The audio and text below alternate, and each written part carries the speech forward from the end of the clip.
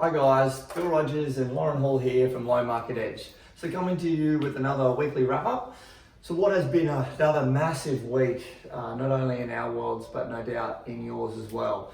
I guess it's a little bit of welcome to the new norm when we look at virtual appointments, living in and out of Zoom meetings constantly at the moment, and the joys of working from home, which no doubt in school holidays, the coming weeks will be a lot of fun for you guys there at home. So we are still very much receiving a large number of calls and inquiries around what's happening and where are people up to. There's a lot of customer care work in there still, looking at that, whether it's hardship, whether it's strategies around reducing costs, working through budgets with clients, understanding that the next 3 to 6 months as a household, as a business, we really need to get a bit of a feel on things like, your fixed costs and your variable costs and where does that sit and what's our break-even point. So lots of good, some chunky conversations in there with clients, partnering up with accountants and business advisories and firms. There's a lot of great conversations in there amongst the team. So really been enjoying those, and probably just the help we've been able to give to clients this week and continuing to has been really good. We do understand that banks are going through fielding or receiving a high volume of these calls at the moment, and they're doing everything they can, and their practices are continuing to change and update. We spoke with a bank last week or early this week, who last week had normally received somewhere between 25 to 30 calls a day nationally across their hardship program teams, be it.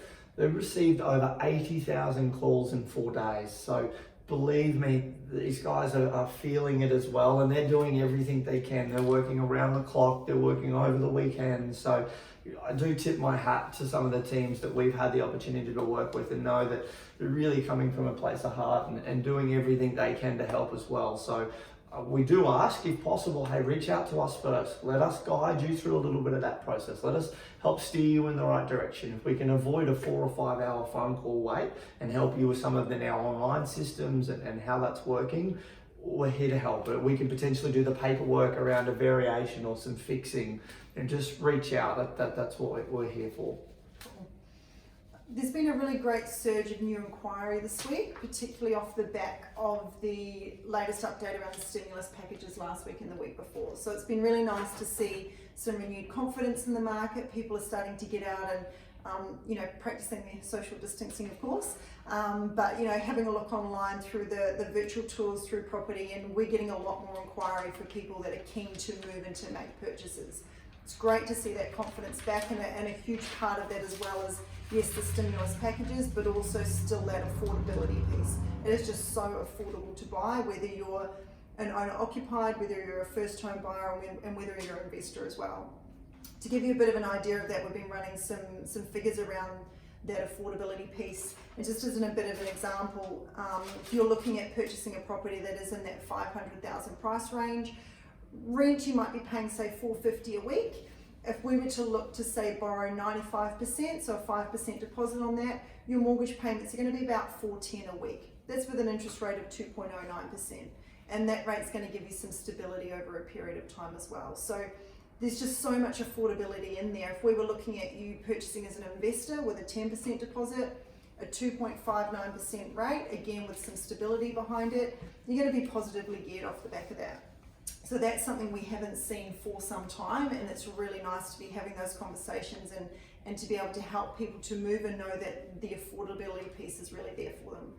Yeah, from our side, well, from both sides as well, one of the things I was going to touch base on, which we did last, is just another case study. These are real conversations, and can't encourage you guys enough to give some thought to maybe what this looks like for you. So an example of some clients this week, and to be honest, we didn't write these loans, and some of the biggest wins we're having were for clients we haven't written, because I guess in a lot of cases we have a customer care program with our clients and a customer care team ongoing, and we do an annual review process for our clients. So we are really keeping an eye on this at a minimum sort of yearly for our clients. So some of the bigger wins have been clients outside of the scope that maybe haven't reviewed this for a long time. So this client's had 3 properties. We talk quickly about some loans. $433,000 on one of the properties. We took that from 3.13 down to 2.29.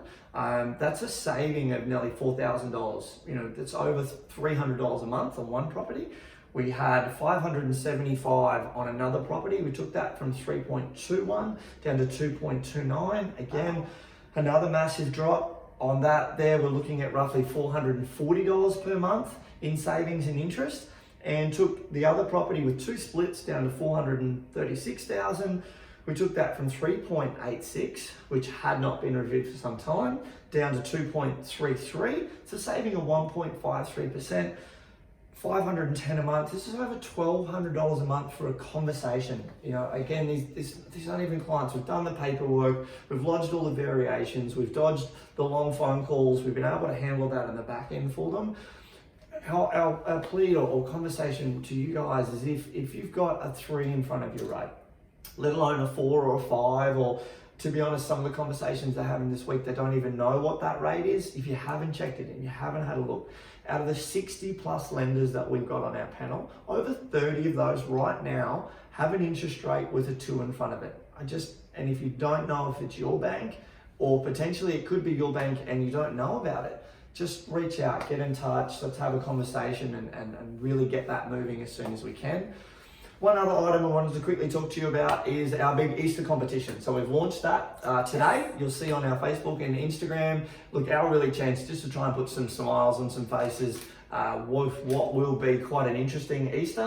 When you ask your normal friends where you're going for Easter, it certainly won't be far this year, but we're going to try and brighten that little trip around, maybe from the kitchen to the lounge room a couple of times, no doubt back to the fridge. In this case, there'll be 3 massive hampers that we're giving away.